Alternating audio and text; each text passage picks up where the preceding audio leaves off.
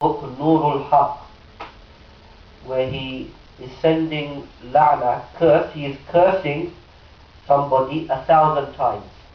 But he didn't just merely say 1,000 curses or la'nas upon you. He is individually writing every curse, every la'na. So la'na number 1, or curse number 1, curse number 2, curse number 3, and he writes the word la'na in Arabic, which is curse in English, 1,000 times. And 4 pages of his book are just filled with the word la'na, la'na, la'na. So this is the type of knowledge he has built his book up with. See that page. Yeah, the sisters can see the page. Sheikh has sent the book over there. So this is the type of literature and knowledge, or jahalat should we say, ignorance, that books are filled with.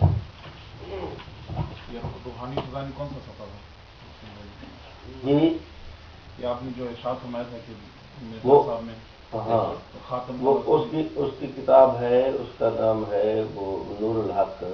وہ ابھی آ جاتی ہے. اس کتاب کا تو صفحہ ہے 158 اس طرح، اور جو خزائن کا صفحہ ہے وہ ابھی آ جاتے ہیں تو آپ کو نوٹ کرا دیتے ہیں. برادران عزیز،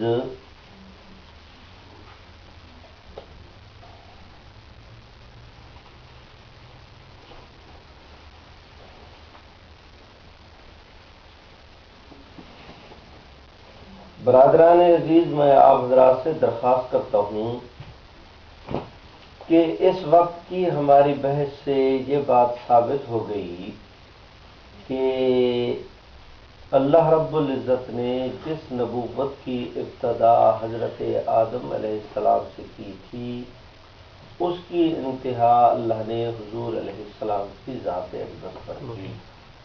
مولانا آپ کے نام کیا ہے؟ میں ایک مثال عرض کرتا ہوں، واقعہ نہیں، یہ مثال. میں آپ حضرات کی اس مسجد کے اندر داخل ہوا. میں نے آتے ہی پوچھا کہ وہ ہمارے دوست مولانا عبدالصمد کہاں ہیں. مجھے ایک نوجوان نے کہا کہ وہ ساتھ والے روم کے اندر نماز پڑھ رہے ہیں. جب یہ کہا کہ وہ روم میں نماز پڑھ رہے ہیں تو اتنی بات کہنے سے کہ وہ نماز کی حالت میں ہیں، 3-4 چیزیں ثابت ہو گئیں. پہلی چیز تو یہ ثابت ہو گئی کہ اگر وہ نماز پڑھ رہے ہیں تو اس کا معنی یہ ہے کہ وہ وضو کے ساتھ ہیں، یہ کہ ان کا جسم پاک ہے، یہ کہ ان کے کپڑے پاک ہیں، یہ کہ ان کی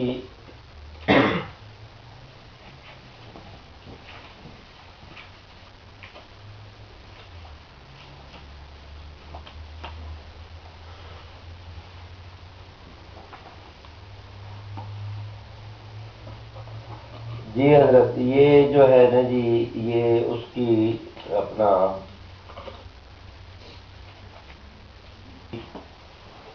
لفظ اتنا کہ نماز پڑھ رہے ہیں، اس سے یہ بات ثابت ہوئی کہ ان کا جسم پاک ہے، کپڑے پاک ہیں، جگہ پاک ہے، قبلے کی طرف ان کا رخ ہے. یہ کہ نماز پڑھ رہے ہیں تو نماز کا ٹائم بھی ہے. ابھی ہم فجر کی نماز شروع کر دیں تو ہماری نماز، ابھی مغرب پڑھنا شروع کر دیں ہماری مغرب کی نماز تو نہیں ہوگی. ابھی ہم ظہر کی پڑھنا شروع کر دیں ہماری ظہر کی نماز نہیں ہوگی، اس لیے کہ اس کا ٹائم ہی نہیں ہے. میری درخواست سمجھے. لفظ صرف اتنا کہا کہ یہ نماز پڑھ رہے ہیں، لیکن 4-5 مسئلے ثابت ہو گئے کہ ان کا جسم پاک ہے، اس لیے کہ جسم پاک نہ ہو تو نماز نہیں، کپڑے پاک نہ ہوں تو نماز نہیں، جگہ پاک نہ ہو تو نماز نہیں، قبلے کی طرف رخ نہ ہو تو نماز نہیں، نماز کا وقت نہ ہو تو نماز نہیں.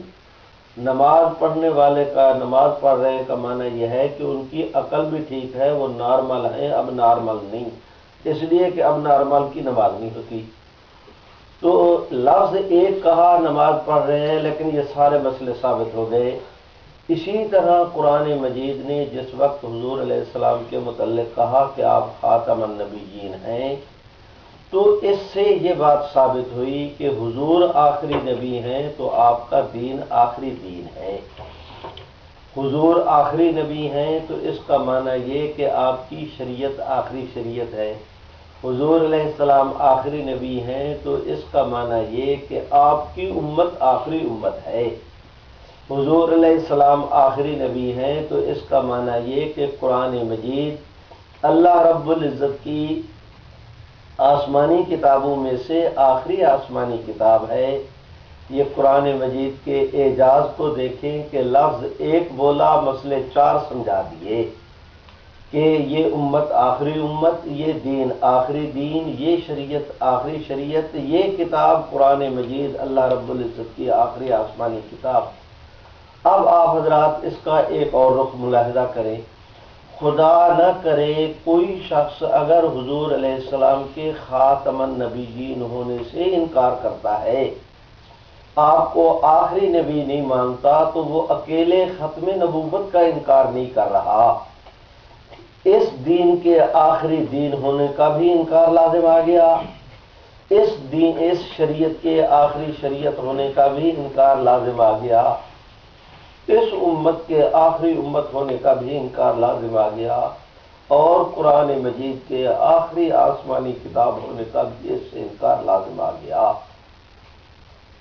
اب آپ توجہ کریں کہ میرا اس وقت آپ دوستوں کی خدمت میں درخواست کرنے کا مطلب یہ ہے کہ خاتم النبیین حضور کی ختم نبوت کے اقرار سے ان تمام چیزوں کا تحفظ لازم آتا ہے.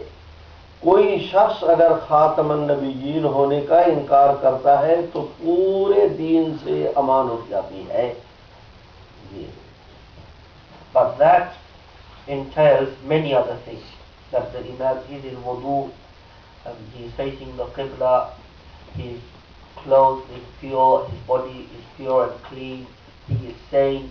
Basically all the necessities, all the requirements that is needed for Salah, this is included when he mentioned that a person is in Salah. So similarly, when the Quran has said that the Prophet ﷺ is the final messenger, this also means, this is indicative that the deen of the Prophet ﷺ, the religion he came with, this is the final and akhri deen and religion. His ummah, his followers, is also the last ummah. The kitab, the book that was revealed upon him, Al-Quran, is also the last and final book, revelation of Allah subhanahu wa ta'ala. And also the sharia that he has come with is also the last and final sharia. And also if someone was to disbelieve that the Prophet sallallahu alaihi wasallam, na'udhu billah, isn't the last prophet, then this will also mean that this person is disbelieving that the deen he came with is the last deen, and the sharia is the last sharia, and the kitab that revealed upon him is the last kitab, and also the ummah of the Prophet sallallahu alaihi wasallam is the last ummah. برادران عزیز، آج کی مجلس میں اس وقت تک کی ہماری گفتگو سے یہ بات ثابت ہوئی کہ اللہ نے جس نبوت کی ابتدا آدم علیہ السلام سے کی تھی، اس کی انتہا اللہ نے حضور علیہ السلام کی ذات اقدس پر کر دی. حضور آخری نبی ہیں، یہ امت آخری امت ہے. حضور آخری نبی ہیں، آپ کا دین آخری دین ہے. حضور آخری نبی ہیں تو آپ کی شریعت آخری شریعت ہے. حضور آخری نبی ہیں تو آپ صلی اللہ علیہ وسلم کی ذات اقدس پر نازل ہونے والی کتاب قرآن مجید وہ اللہ رب العزت کی آسمانی کتابوں میں سے آخری آسمانی کتاب ہے. برادران، اب میں یہاں پر ہمارے ہاں یہ ہوتا ہے کہ گفتگو کے دوران میں از خود ایک سوال اٹھایا جاتا ہے. جب سب ساتھی اس سوال کے جواب کے لیے فکر مند ہو جائیں، پھر جواب عرض کیا جاتا ہے. اس کا فائدہ یہ ہوتا ہے کہ ذہن اس بات کو قبول کرتے ہیں، جلدی اس کے اندر فیڈ ہو جاتی ہے بات. میں ایک سوال آپ کے سامنے رکھتا ہوں. میرا سوال یہ ہے کہ جتنے نبی آئے اللہ نے سب نبیوں پر وحی کی، بعض نبیوں کو اللہ نے کتابیں بھی دیں، کسی کو تورات دی، کسی کو زبور دی، کسی کو جو ہے وہ اپنا صحف ابراہیم دیے گئے۔ ان انبیاء علیہ الصلوۃ والسلام کی ذات اقدس پر اللہ رب العزت نے جو آسمانی کہ تورات، زبور، انجیل یا صحف ابراہیم وہ بھی اللہ کی کتابیں، قرآن مجید بھی اللہ کی کتاب، وہ کتابیں بھی آسمانوں سے آئیں، قرآن مجید بھی آسمانوں سے آیا، وہ کتابیں جن نبیوں پر اتریں وہ بھی اللہ کے نبی تھے، حضور علیہ السلام بھی اللہ کے نبی ہیں۔ پھر یہ فرق کیوں کہ ان کتابوں کے اندر تبدیلی ہو گئی، قرآن مجید میں کوئی تبدیلی نہیں ہوئی؟ اور یہ بات، یہ موقف کہ قرآن مجید میں تبدیلی نہیں ہوئی، ہمارے مسیحی دوست انصاف پسند وہ یہ شہادتیں اپنی ریٹرن دے کر گئے ہیں کہ مسلمانوں کے پاس قرآن مجید ایک ایسا سرمایہ ہے کہ 1400 سال پہلے جس حالت میں حضور علیہ السلام کی ذات اقدس پر نازل ہوا تھا، بغیر فرق ایک ذرہ کے اسی طرح یہ قرآن مجید امت کے پاس موجود ہے۔ رہی تورات یا انجیل یا زبور، دنیا مانتی ہے کہ ان کے ہر ایڈیشن کے اندر تبدیلی ہوئی اور برابر ہوتی چلی جا رہی ہے۔ میں درخواست کرتا ہوں کہ یہ فرق کیوں؟ آخر وہ بھی آسمانی کتاب، یہ بھی آسمانی کتاب، وہ جن نبیوں پر اتری وہ بھی اللہ کے نبی، حضور علیہ السلام بھی اللہ کے نبی، وہ کتابیں بھی رب کی طرف سے، قرآن مجید بھی رب کی طرف سے۔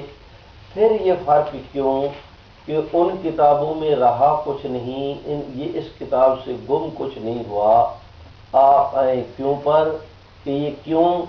تو میں جواب میں عرض کروں کہ برادران، قرآن مجید کا من و ان محفوظ ہونا، بغیر کسی ذرے کے فرق کے اسی طرح امت کے پاس محفوظ ہونا، یہ سب صدقہ ہے حضور علیہ السلام کی ختم نبوت کا۔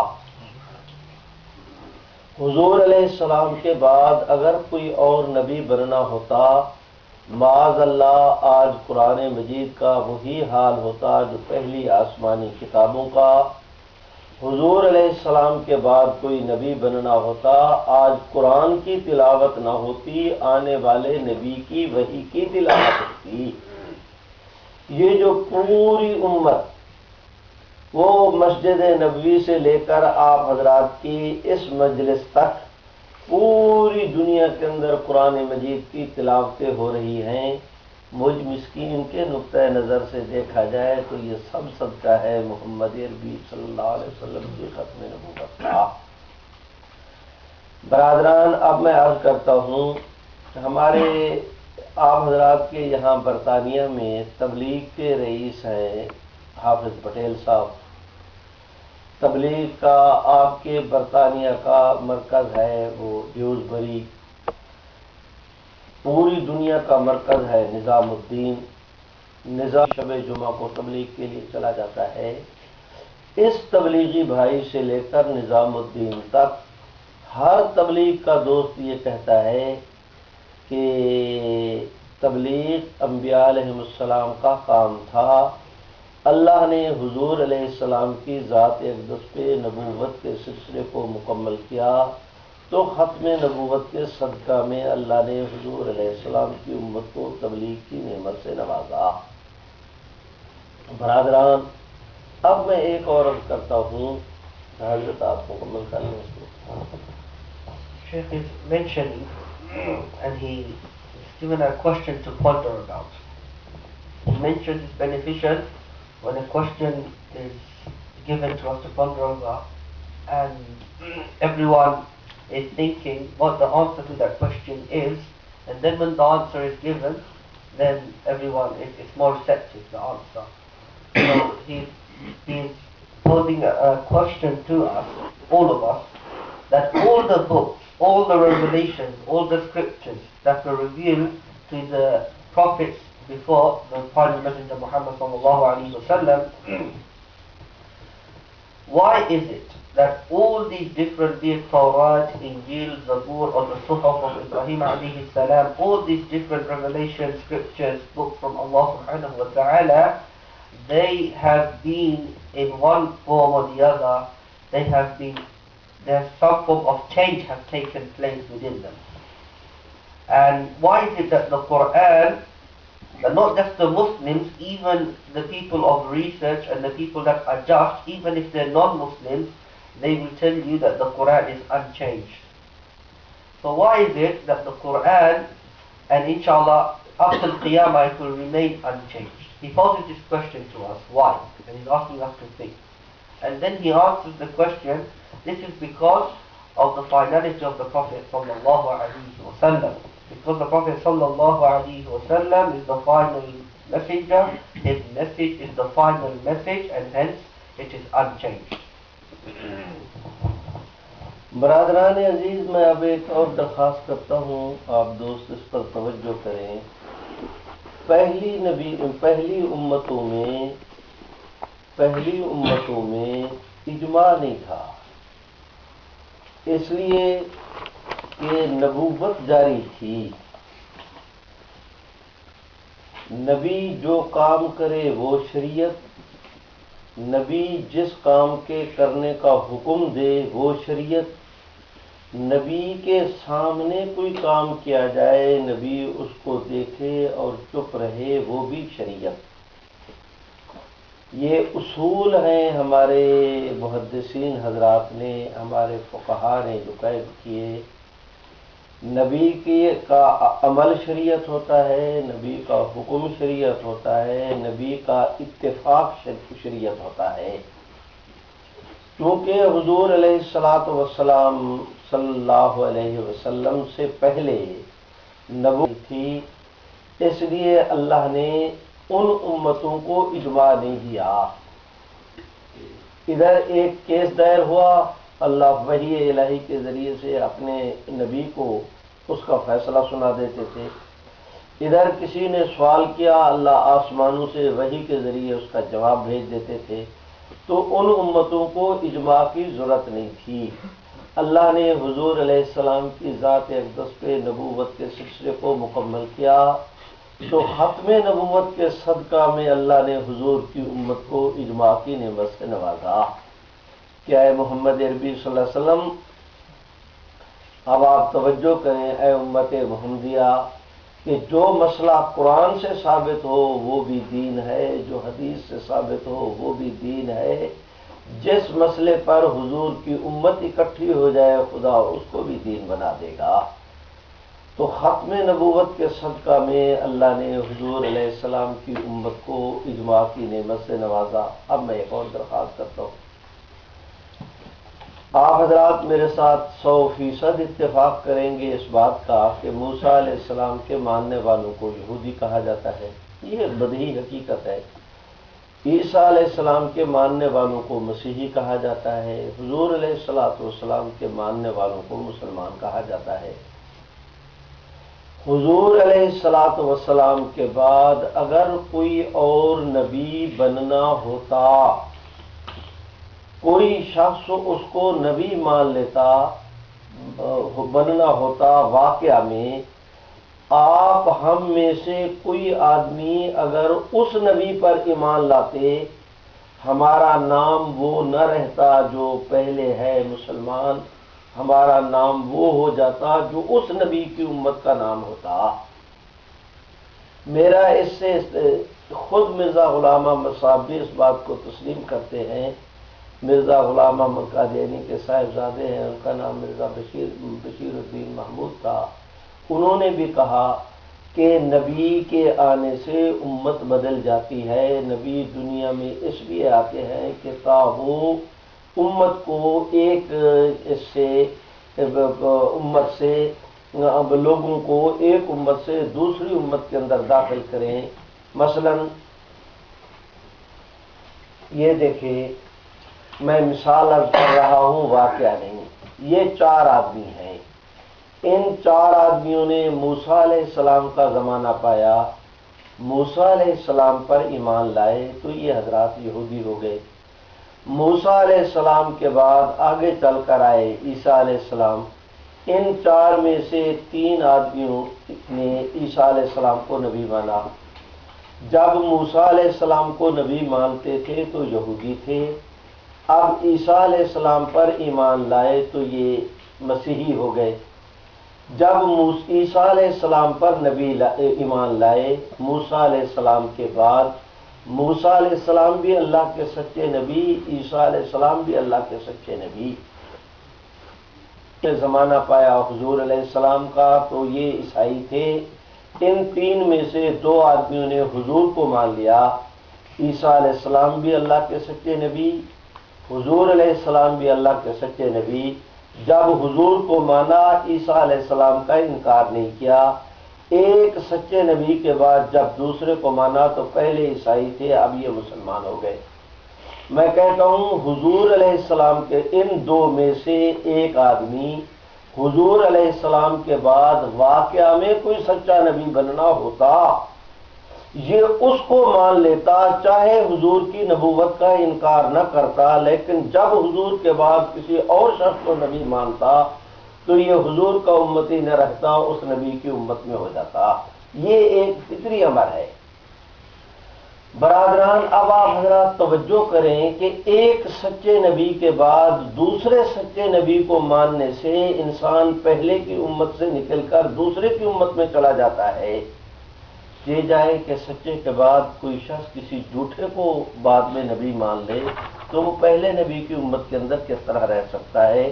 یہ ایک بدیہی حقیقت ہے جو میں نے عرض کی، اور میرا اس سے استدلال یہ ہے کہ آپ اور میں مسلمان ہیں، وہ سیدنا صدیق اکبر سے لے کر اس وقت تک، سیدنا صدیق اکبر سے لے کر یہ آپ کے مولوی صاحب تک، اور ان سے لے کر قیامت کی صبح تک پوری امت جو ہاتھ باندھے حضور کے پیچھے کھڑی ہے، یہ کہ ہم لوگ تقسیم سے بچ گئے، ساری امت حضور علیہ الصلوۃ والسلام کے زیر نگرانی ہے، یہ سب صدقہ ہے حضور علیہ الصلوۃ والسلام کی ختم نبوت کا۔ میرے خیال میں اس کو اس بات کے ساتھ اور پکا کرتا ہوں، واضح کرتا ہوں، حضور علیہ الصلوۃ والسلام نے ارشاد فرمایا صلی اللہ علیہ وسلم، آپ نے ارشاد فرمایا انا حظکم من الانبیاء وانتم حظی من الامم، فرمایا لوگوں، امتوں میں سے تم لوگ میرے حصے میں آئے ہو، میرے رب کی مخلوق میں سے یہ جو میری امت ہے میرے حصے میں یہ آئی ہے۔ فرمایا امتوں میں سے تم لوگ میرے حصے میں آئے ہو، اور نبیوں میں سے میں محمد تمہارے حصے میں آیا ہوں۔ انتم حظی من الامم، انا حظکم من الانبیاء وانتم حظی من الامم، امتوں میں سے تم میرا حصہ ہو، نبیوں میں سے میں تمہارا حصہ ہوں۔ اب آپ اس امر پر توجہ کریں کہ خدا نہ کرے کوئی شخص حضور علیہ الصلوۃ والسلام کے بعد کسی کو اپنا نبی بناتا ہے تو اس کا معنی یہ ہے وہ کہنا یہ چاہتا ہے کہ حضور میرا حصہ نہیں، میں حضور کا حصہ نہیں۔ حضور علیہ الصلوۃ والسلام کے بعد کسی شخص کو نبی ماننے سے اتنا بڑا تغیر واقع ہو جاتا ہے، پورے دین اسلام کی بنیاد ہی منہدم ہو جاتی ہے۔ کانت بنو اسرائیل تسوسهم الانبیاء کلما حلق نبی خلفہ نبی وانا خاتم النبیین لا نبی بعدی وَأَنَّهُ سَيَكُونُ مِن بَعْدِي خُلَفَاءَ فَيَكْثِرُونَ او کما قال، فرمایا رحمت عالم نے کہ لوگوں، حضرت حضور نے فرمایا لوگوں، بنی اسرائیل کے دین اور دنیا کے تسوسهم الانبیاء، ان کی پوری سیاست وہ نبوت کے سروں پر چلتی تھی، دین اور دنیا کے کام نبیوں کی سربراہی کے اندر ہوتے تھے۔ کلما حلق نبی خلفہ نبی، جب ایک نبی اس دنیا سے تشریف لے گئے تو ان کی جگہ دوسرے جو آئے وہ نبی وہ گئے ان کی جگہ جو تیسرے آئے وہ نبی، وہ گئے ان کی جگہ جو آئے وہ نبی. فرمایا میں اب میرے بعد نبوت، میں آخری نبی ہوں، میرے بعد اب نبوت نہیں ہوگی، خلافت ہوگی. سمجھے ہو؟ حضور علیہ السلام کے بعد اگر نبوت جاری ہوتی تو اس امت کو نبوت ملتی، خلافت راشدہ نہ ملتی. آپ کے میرے پاس سیدنا صدیق اکبر، سیدنا فاروق اعظم، سیدنا عثمان، سیدنا علی بطور خلیفہ راشد کے جو ہیں، یہ سب صدقہ ہے حضور علیہ السلام کی ختم نبوت کا. یہ خلافت راشدہ امت کو جو ملی تو یہ خلافت راشدہ بھی حضور علیہ السلام کی ختم نبوت کا صدقہ ہے. اب میرے بھائیوں میں درخواست کرتا ہوں،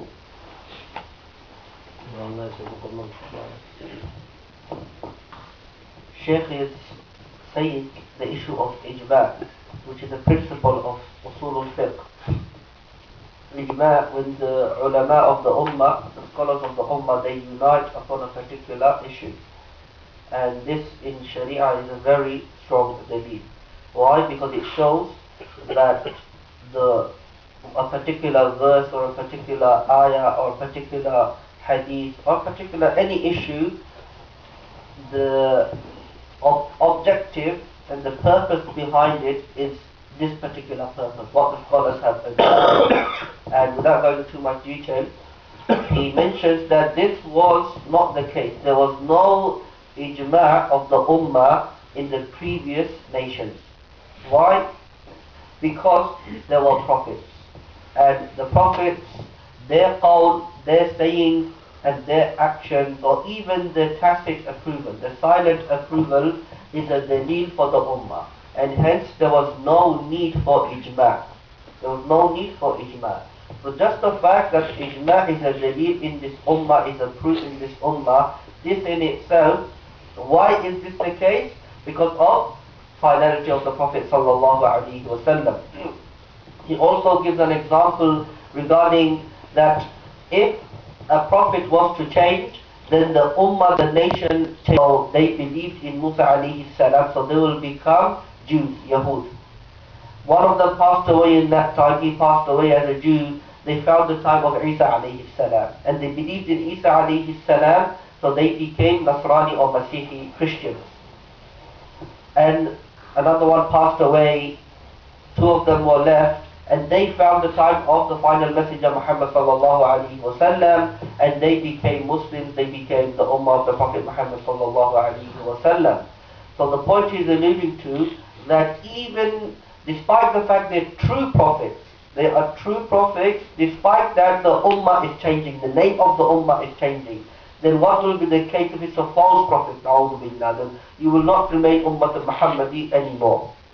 Also, he is alluding to the hadith where the Prophet sallallahu alaihi wasallam is telling us, the meaning of which is that you are, he's saying this to the Sahaba, the Ummah, that you are my portion in terms of the Ummah. You are my portion of the Ummah, and I am your portion from Nabuwah.